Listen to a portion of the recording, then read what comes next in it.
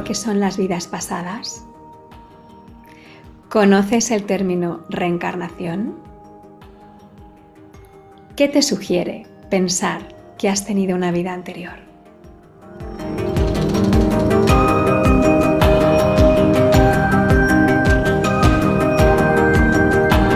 Bienvenidos, bienvenidas.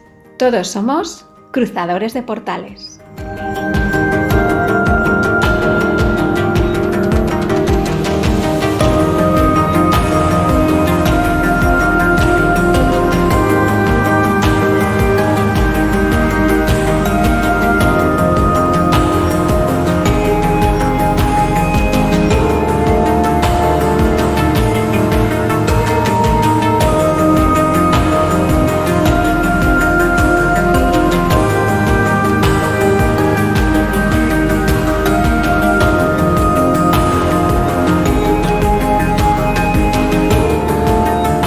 Estás escuchando Acércate Radio, eliminando fronteras.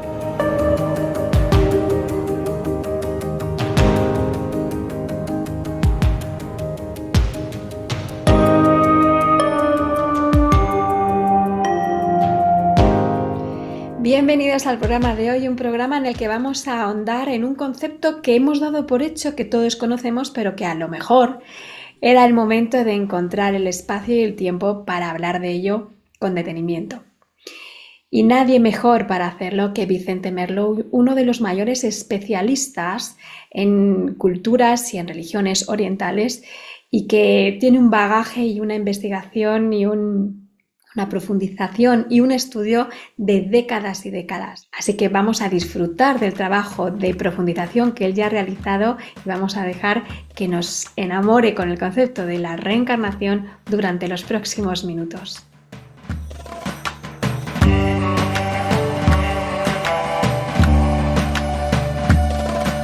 Vicente Merlo, doctor en filosofía, escritor y profesor, es uno de los pesos pesados cuando hablamos de tradiciones y espiritualidad oriental en España. Su especialización en meditación, yoga, budismo e hinduismo le convierte en una de las figuras centrales y de referencia cuando hablamos de estos temas. Fue socio fundador de la Sociedad de Estudios Índicos y Orientales y de la Asociación Transpersonal Española. Ha investigado en el Centro de Estudios Interculturales Vivarium, dirigido por Raymond Panikkar, y pertenecido al Consejo Asesor del Parlamento de las Religiones del Mundo.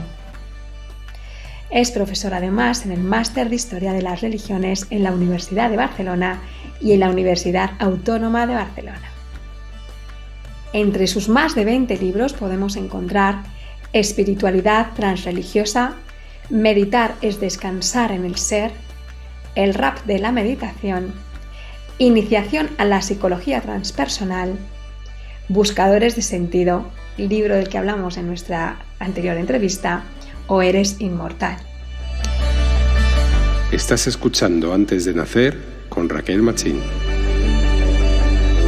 Vamos a dedicar nuestro tiempo no solamente a hablar de la reencarnación, sino también del libro que se llama La reencarnación, que acaba de publicar también en Ediciones Siglantana.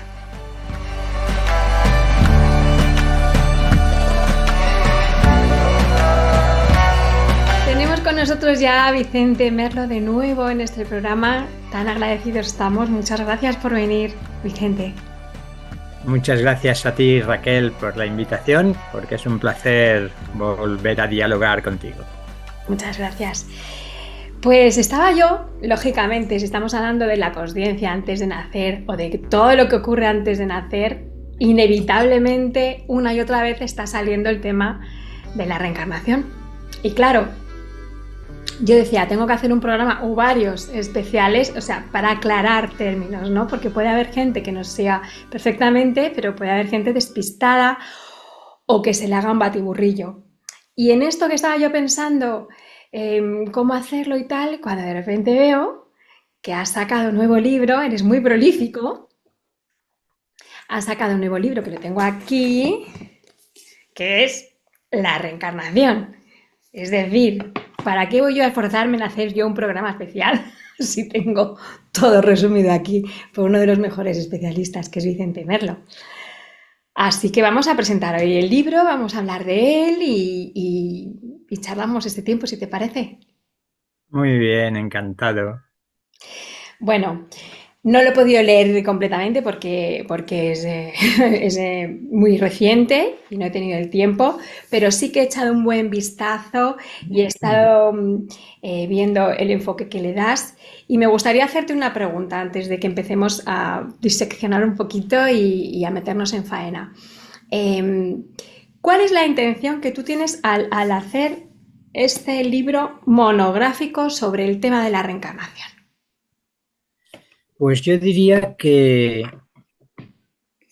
con el paso de los años, reuniendo tantos testimonios, tantos hechos, tantas reflexiones, desde fuentes tan distintas, tan variadas, que han sido capaces de hacer que mi convencimiento, mi convicción de la existencia de las vidas anteriores y posteriores sea muy fuerte, pensé, vamos a reunir esta cantidad de datos porque creo que puede hacer pensar a la gente. Es un tema muy delicado, como sabemos. La ciencia no nos dice mucho todavía, las filosofías académicas tampoco. Vamos a ver desde qué perspectivas, como hechos, como testimonios sobre todo, pero también como reflexiones, pueden ofrecerse para que más gente se dé cuenta de lo que amplía el horizonte de sentido, la idea de que hemos vivido vidas anteriores y probablemente, si no todos algunos, seguiremos viviendo otras vidas. Bueno, yo creo que la mayoría de nosotros. La inmensa mayoría, vamos a repetir un poquito más aquí abajo. Pero lo he dicho en la introducción, es un libro que para aquellos que ya han oído hablar tanto de la reencarnación, porque ahora veremos que hay muchos lugares o fuentes o maneras de acceder al tema de la reencarnación, que es lo que has ido haciendo tú.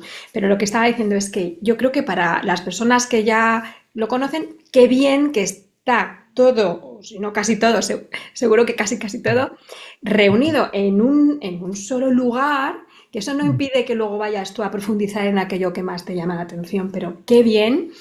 Y luego para aquellas personas que estén un poco más perdidas, que todavía les resulte nuevo, pues qué bien que antes de que tengan que hacer este recorrido de décadas y décadas que puede llevar conocer este tema, bueno, pues ya como ya lo has recorrido tú, pues lo pones todo aquí reunido para que lo tengan todo delante. O sea, me parece un libro muy necesario y además lo recomiendo mucho para las personas como un básico en una biblioteca que podamos tener en casa, un básico, un esencial, diría yo, para tener toda esta información ahí centrada. Porque claro, cuando hablamos de reencarnación hay personas a las que todavía les suena muy exótico, muy lejano, puede ser, creo que cada vez menos, pero es posible. Pero claro, si tú les dijeses que no solamente de Oriente viene esta idea de la reencarnación, a lo mejor se sorprenderían, ¿no, Vicente? Claro, esto es una idea importante porque como tú insinúas, mucha gente todavía sigue creyendo que esto de la reencarnación es una idea exótica de la India y poco más, ¿no? Y cuando uno recorre un poco, como hago en la primera parte, podríamos decir que tiene dos partes, que es un recorrido histórico por distintas tradiciones religiosas y filosóficas, pues uno dice, ostras, no me digas que aquí en nuestra propia cultura, en sus raíces, en Grecia, también se creía en la reencarnación. Sí, y no ocasionalmente. Los órficos, los pitagóricos, Empédocles, Platón, sobre todo el gran maestro occidental del pensar, Platón, toda su filosofía presupone y explicita abiertamente la idea de vidas anteriores.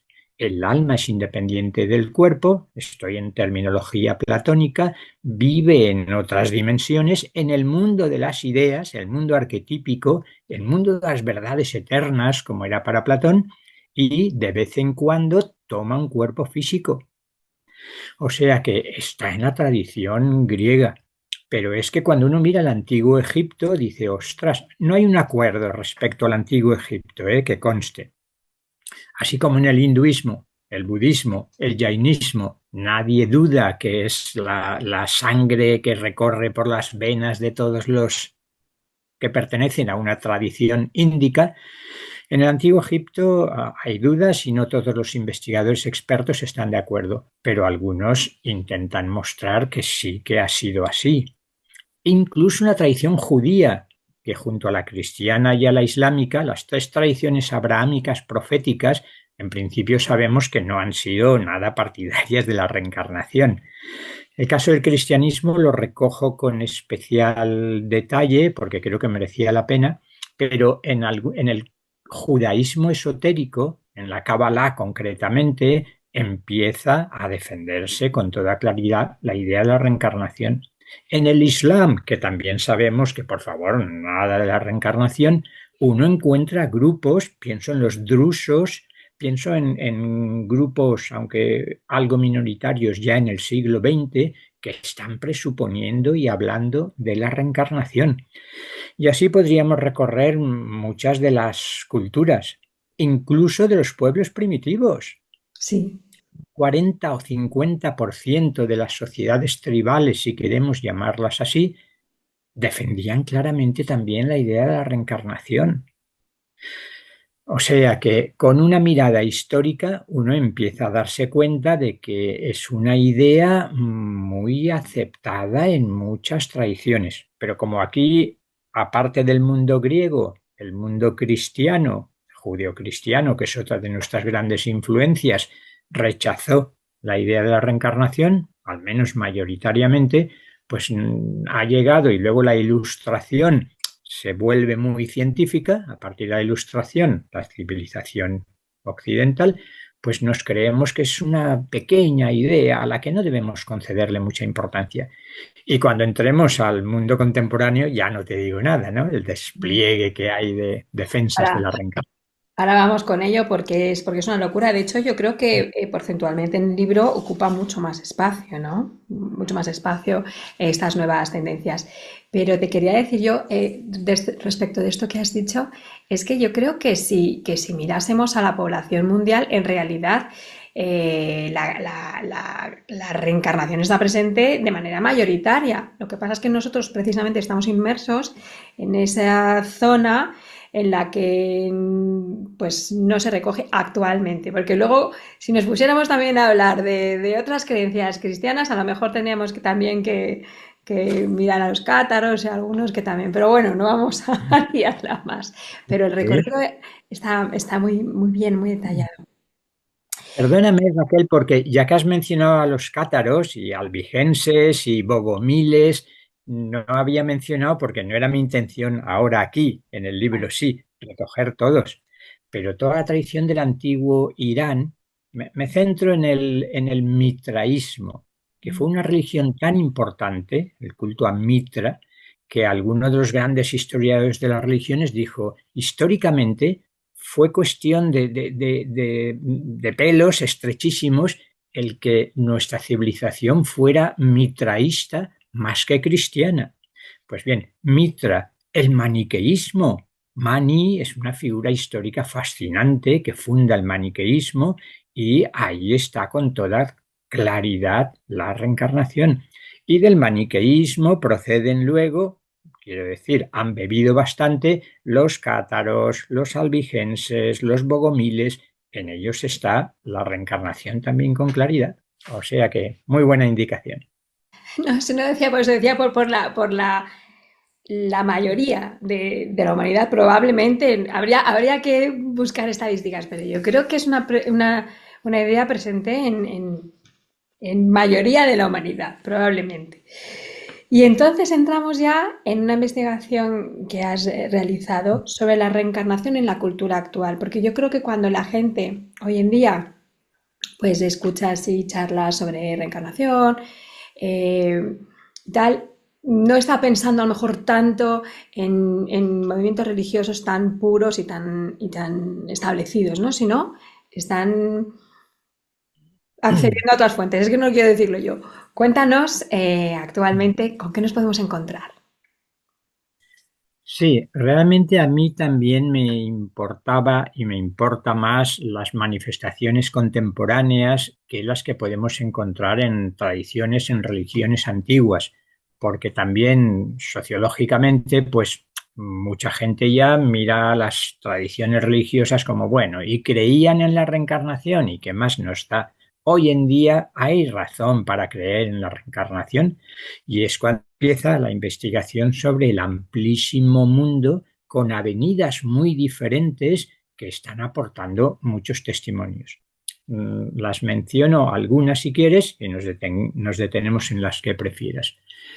Yo casi empezaría por la investigación más rigurosa, más seria, más cerca de la ciencia que existe, que es la del bien conocido Jan Stevenson, que es un psiquiatra que estuvo muchas décadas totalmente dedicado a investigación. Atención, un campo muy bien delimitado. Niños entre 3 y 9 años, no más, que espontáneamente, como veremos, sin hipnosis regresiva, sin prácticas de ningún tipo, de repente recuerdan alguna vida anterior, se ponen a contársela a sus padres. Estos depende de en qué lugar les parece que este niño está delirando, pero Jan Stevenson se preocupa por tomar nota, por hacer una investigación de campo, por ir a los lugares a los que los niños decían que habían vivido la vida anterior y empieza a acumular una cantidad de datos fascinante.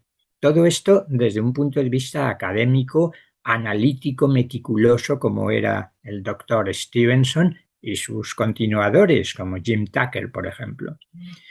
Y termino con Jan Stevenson. Mira, iba a mencionarla solo y ya me he entusiasmado con la primera, que es la Jan Stevenson. Pero es que Porque es muy importante, ¿cómo no te vas a entusiasmar? Claro, para los que es muy necesiten más importante. datos, yo creo que es la mejor.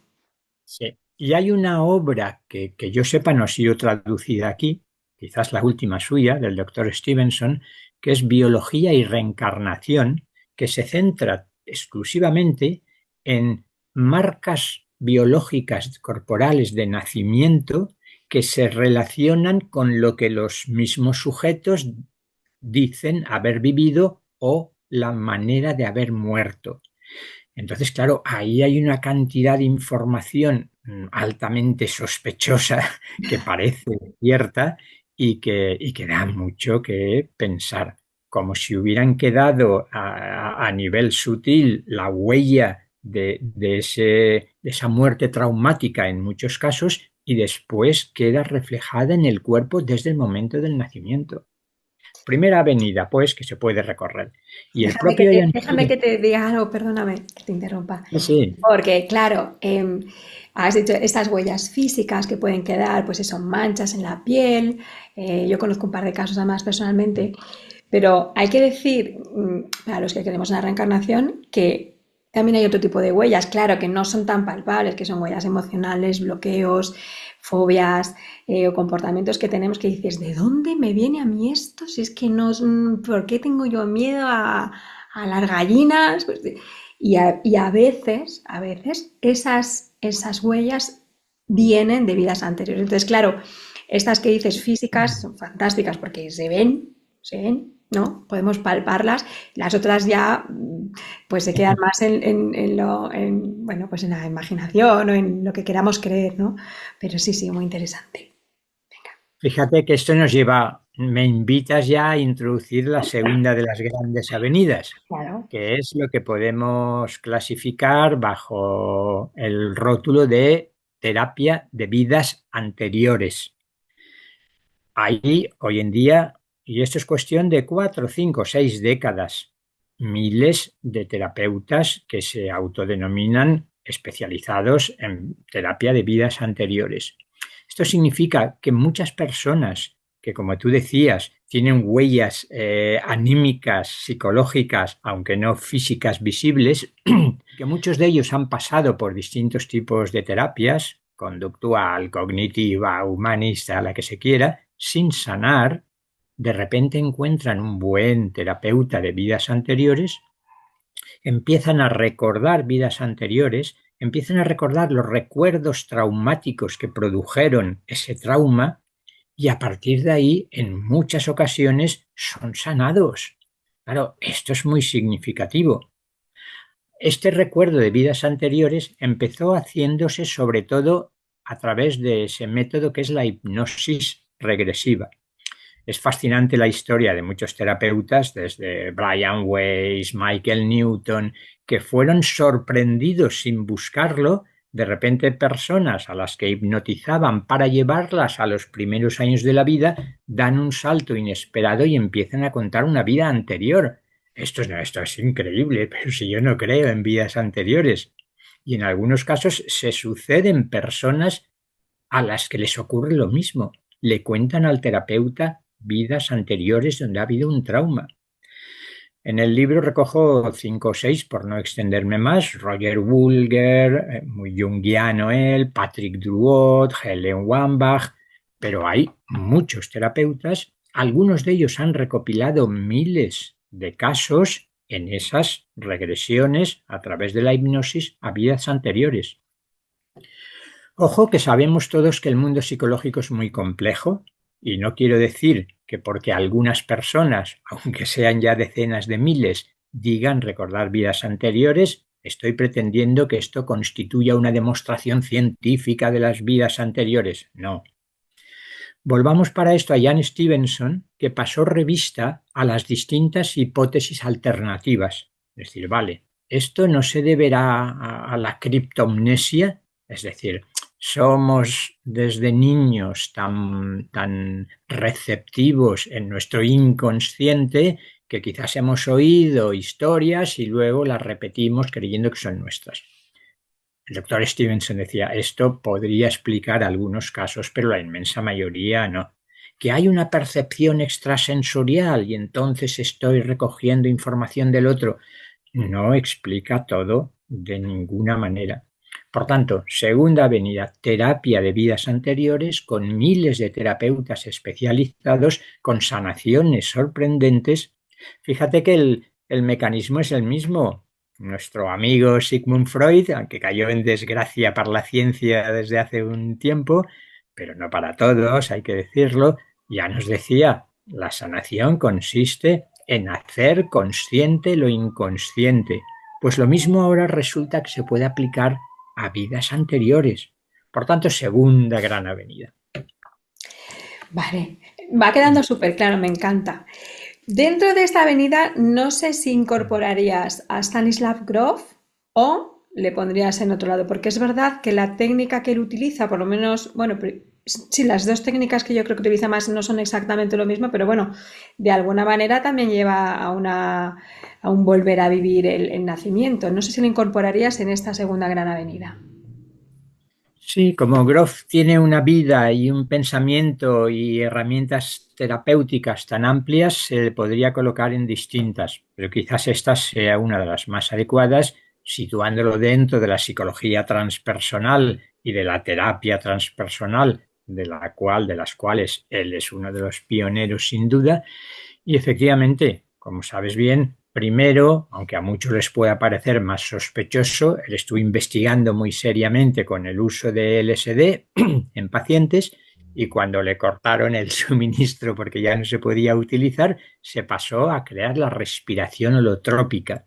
Y entonces descubrió que a través de la respiración holotrópica muchas personas tenían las mismas experiencias o experiencias del mismo tipo que cuando utilizaba el LSD.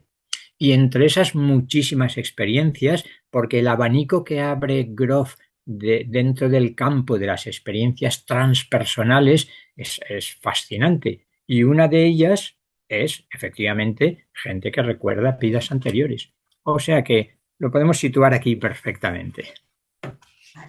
Bien, pues yo creo que vamos asimilando muy bien, muy bien. ¿Cuál sería el siguiente Sí. grupo que has buscado?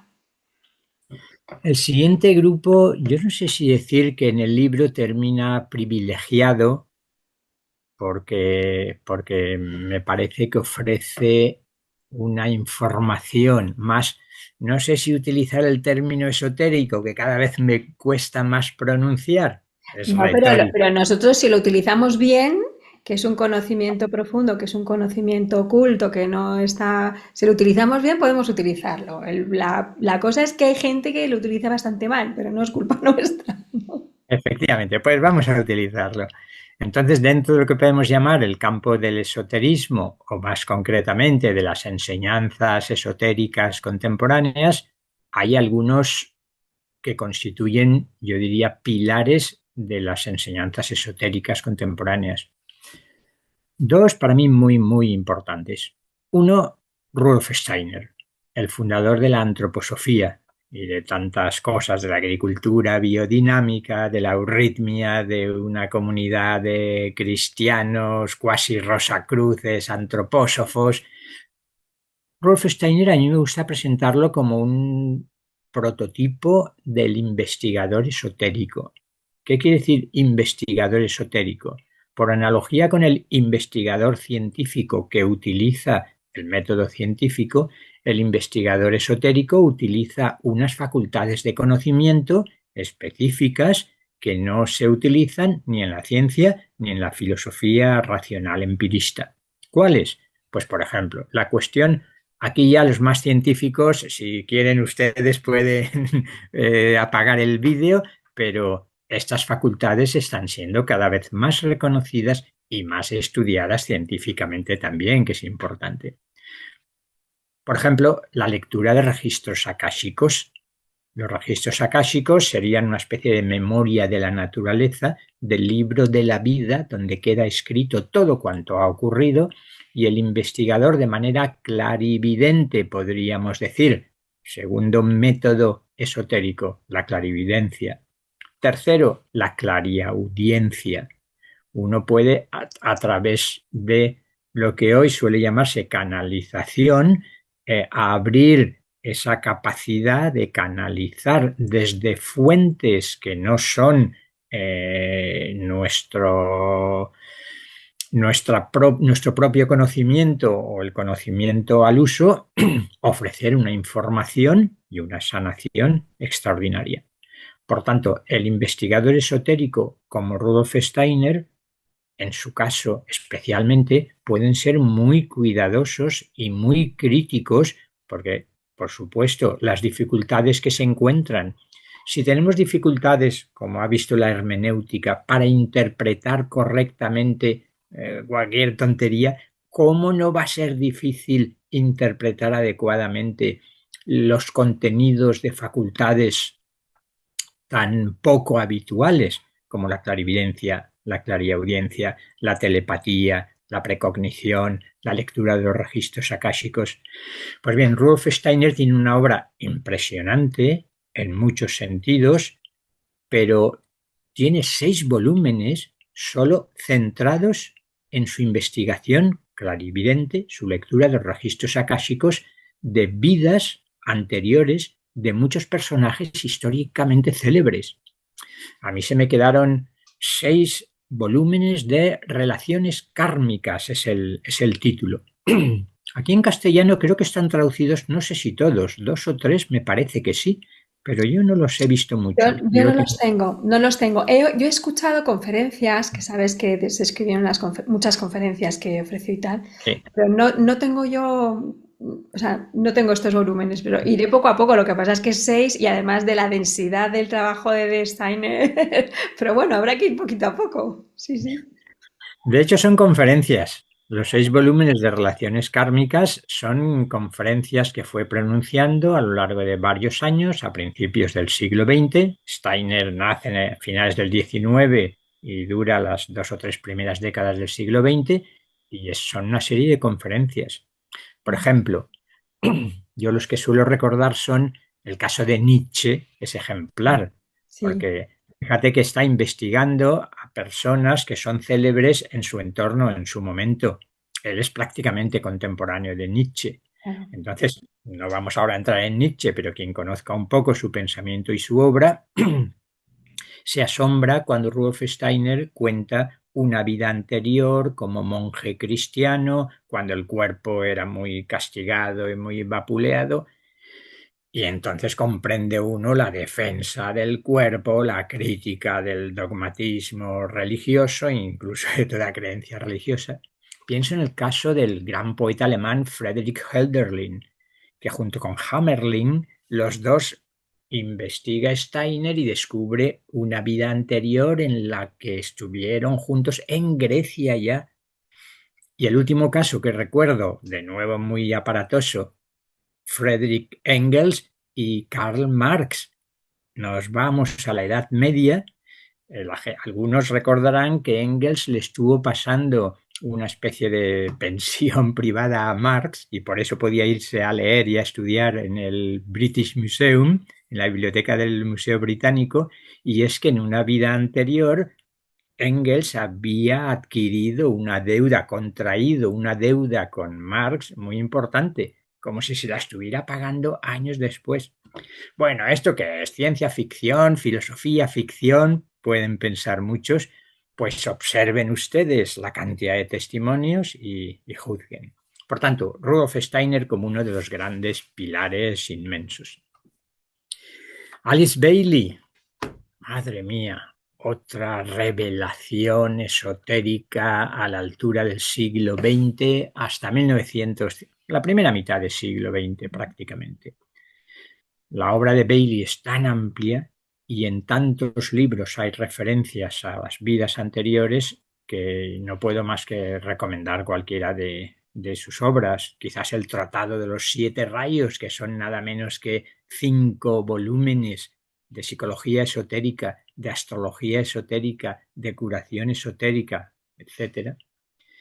Y Alice Bailey, a mí me gusta presentarla como la continuación. A mí me gusta hablar de enseñanza post-teosófica, porque bebe de la teosofía, porque reconoce la obra de Blavatsky y de los teósofos, pero ya supone, no diré un paso más allá, pero sí otro enfoque y otra presentación.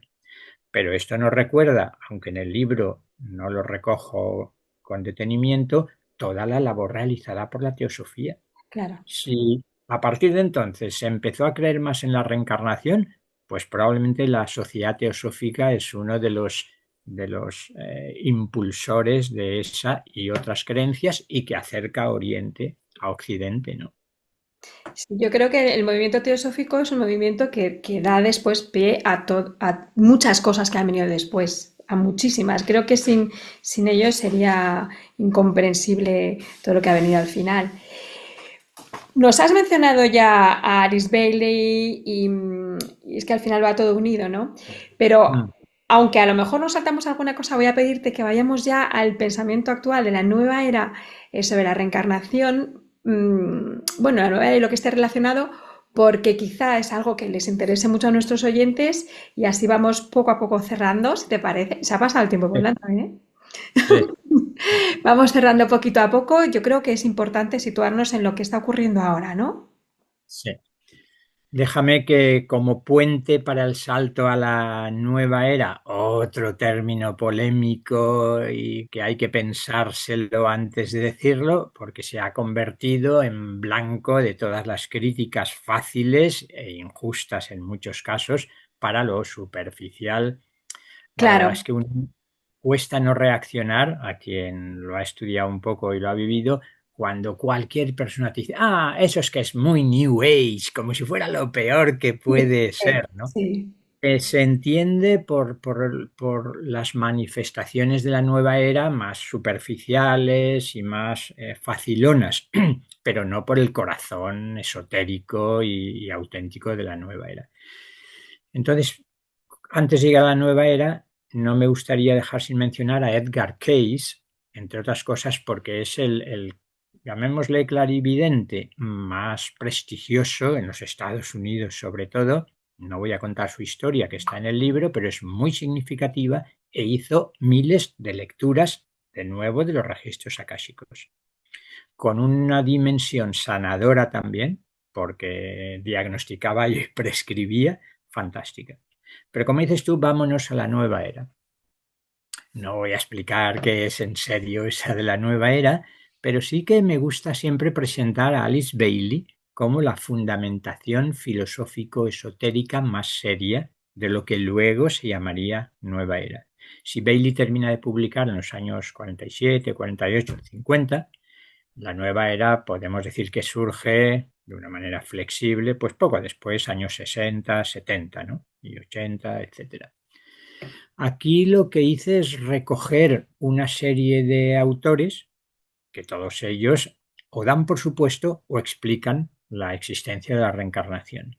Algunos son muy conocidos. La mayoría de ellos, no todos, utilizando lo que antes denominábamos canalización, con lo cual hay que distinguir entre el canal, por ejemplo, Jane Roberts, que canalizaba, la fuente de canalización, en estos casos, era Set. Esa figura perteneciente a otra dimensión que no está ya encarnada en un cuerpo físico y que transmite telepáticamente a Jane Roberts, Set, es quizá la serie de canalizaciones que más influyeron en la primera fase de la nueva era. Bueno, Ramta es un caso delicado en el que tampoco entro, pero también lo recojo en el libro. Y quizás Cryon es el más conocido de todos, Crión, porque ha seguido publicando y sigue publicando. La obra de Cryon ha llegado a ser tan extensa y, por supuesto, se presupone y se explica la reencarnación. Déjame, porque ya no teníamos mucho tiempo, que me centre en una pareja que sí que está más traducida, aunque Cryon también, que es Anne y Daniel Merwaji-Vaudin. Ellos han estado aquí, son franceses, bueno, luego se separaron, pero durante una primera parte estuvieron publicando juntos, por lo menos 8 o 10 libros, y luego publicaron por separado. En su caso no es canalización, en su caso es otro fenómeno típicamente propio del método esotérico, que es la proyección extracorpórea, extracorporal. Deliberadamente, sobre todo por las noches, mientras el cuerpo descansa, resulta que también cada vez más gente, búsquese el Instituto Monroe, donde también se ha practicado mucho, salen de su cuerpo, como cuentan los sujetos que tienen una experiencia cercana a la muerte, por cierto, y van a viajar a otras dimensiones, a aulas de sabiduría, al encuentro con maestros y guías de esos planos, y luego nos lo cuentan. Por ejemplo, una de sus obras cuenta el diálogo telepático en la otra dimensión con un alma que ha sido concebida y está a punto de encarnar, pero al final aborta el matrimonio y no viene a este mundo. Qué interesante, si fuera cierto, que yo creo que sí, ver cómo está viviendo un fenómeno así. Y no es ni una defensa del aborto ni una condena fácil, es un intento de comprender lo que hacen ellos, qué está viviendo y pensando el alma que está a punto de encarnar. Y otra de sus obras es El momento contrario, de un alma con un cáncer avanzado que va a desencarnar. Y entonces el alma en su propio plano lo sabe. Y Anne y Daniel, Merwaji-Vaudin, entran en diálogo telepático con ella para ver cómo está viviendo esos últimos momentos de la vida. Yo creo que con esto hay más que suficiente para mostrar que un último capítulo sería Maestros espirituales orientales, pero no entro en él, que el tiempo dicen que es ilusorio, pero luego siempre estamos preocupados por el tiempo, ¿no? Es ilusorio, pero luego hay que tenerlo en cuenta porque estamos aquí en la dimensión terrena. Me parece una... Porque además has tenido que seleccionar, porque podías haber cogido, sobre todo en los últimos tiempos, unos autores o otros, y entonces creo que también en esta selección hay un trabajo de previa localización y compilación de información y después decir, a ver, venga, ¿qué es lo que es más representativo? Creo que también es un trabajo muy interesante. Y de alguna manera, según nos estabas contando esto, estaba pensando que muchas de estas cosas que decimos ahora que son modernas o de canalización y tal, en realidad, ¿cuántas religiones o cuántos movimientos religiosos no habrán comenzado de esa misma manera? con ese tipo de experiencias, o bien proyecciones o incluso ECMs que las hemos llamado iluminaciones o despertares, ¿no? O epifanías. ¿Y cuántas no habrán comenzado con ese contacto con maestros en otros planos? O sea, yo creo que lo que ocurre, como decía, el otro día lo hablaba, yo no sé si fue el maestro Sabán el que lo decía, no me acuerdo quién lo decía, pero decía, la revelación continúa. La revelación continúa, va cambiando de forma, va adaptándose a nuestros nuevos descubrimientos y manera de ser, pero continúa. No sé qué piensas de esto. Es un punto importantísimo y voy a tratar de sintetizar mucho, En pero un es que, minutito, claro, porque ya si nos despedimos. es muy goloso. Wouter Hanegraaff, que es un historiador de las religiones extraordinario y actualmente tiene la cátedra de esoterismo contemporáneo en la Universidad de Ámsterdam, decía, lo que hoy llamamos canalizaciones son las revelaciones religiosas, las inspiraciones de la antigüedad. Pero ¿cómo dice la tradición islámica, por ejemplo, que recibe Mahoma el Corán? Pero si es desde otra dimensión, el arcángel Gabriel, se puede interpretar simbólicamente, pero también realistamente, le está transmitiendo el Corán. Y los profetas no será algo por el estilo. Por tanto, efectivamente, para no extenderme, quizás las canalizaciones es el nuevo término para antiguas revelaciones e inspiraciones religiosas, espirituales. Pues estoy muy contenta, porque este fin de semana, bueno, iba a decir, me lo voy a leer entero este fin de semana. No, porque yo creo que hay que ir despacito, porque son muchos conceptos, pero me lo voy a leer con muchas ganas y te voy a invitar para un futuro. Yo te sigo invitando. Yo te sigo Muy invitando. bien, Sin prisa, pero es un sin placer. pausa. Y si encuentro alguna duda o algo, me tomo nota para preguntarte la próxima vez que nos veamos. Perfecto. Bueno, pues muchísimas gracias una vez más, Vicente, y nada, espero que se venda muy bien el libro, que podamos disfrutarlo y verte en conferencias y seguimos encontrándonos en el camino. Muchas gracias, Raquel. Gracias. Gracias. Adiós.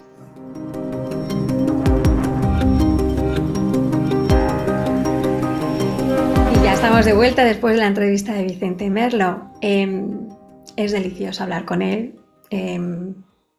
Tiene tal conocimiento de todo cuanto habla, que claro, aquí solamente nos ha dado una pincelada, por eso yo os invito a que frecuentéis sus libros, que los compréis, sus conferencias, si le tenéis cerca en alguna presentación, alguna conferencia, nunca dudéis en asistir, porque realmente es un maestro que merece la pena escuchar y del que siempre tenemos algo que aprender. Estoy muy agradecida a Vicente Merlo.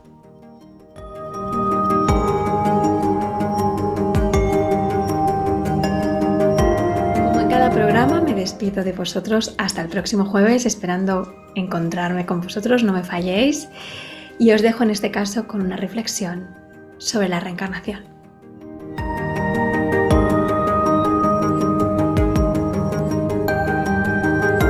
No pienses en la reencarnación como un castigo y una rueda tremenda de sufrimiento del que tenemos que escapar. Piensa en la reencarnación como múltiples oportunidades que tenemos de crecer y disfruta de cada una de las etapas de este largo viaje.